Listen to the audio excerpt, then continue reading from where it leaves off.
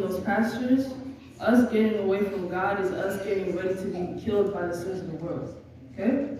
So, as sheep, we're quick to, accept other people's teaching, false teachings.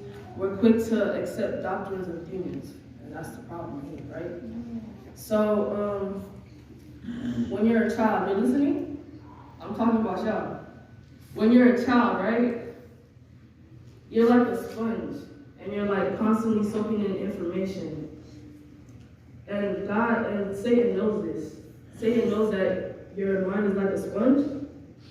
And that you're going to attract the information he's going to give you. So that's why he's going to throw all different types of teachings at you. And if you don't know any better, then you're going to take it in. For example, I'm not going to lie, this is me, okay?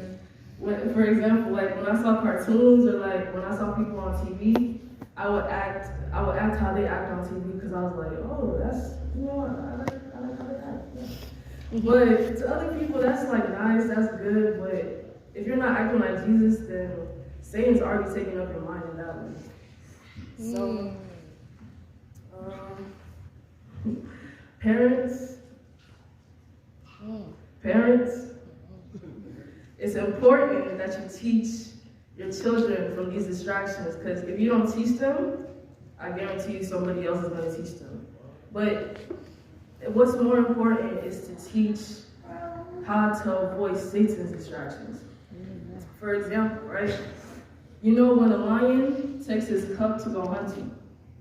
You with me? Yes. Y'all with me? Say amen. So when a lion takes his cub to go hunting, it doesn't take it just to eat, It takes them so they could watch what they're doing in order for them to apply it in the future so they on their own can go hunting.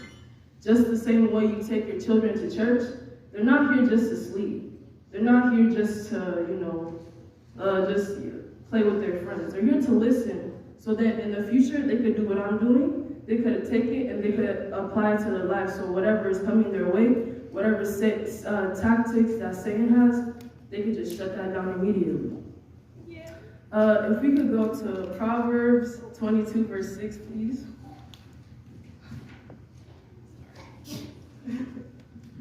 Say amen when you're there.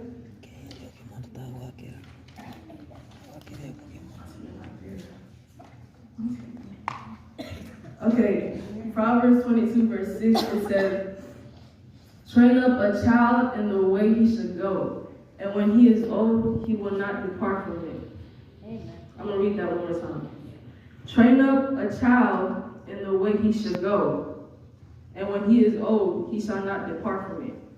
If you don't train your child, and you let somebody else train them in the way, if it's not in the way of the Lord, they're not going to be brought up in the way of the Lord. Okay, maybe, they found a calling. Maybe they came to the church and they're like, this is where I'm supposed to belong. But if they don't, they're not in the way of the Lord. You know what I'm trying to say?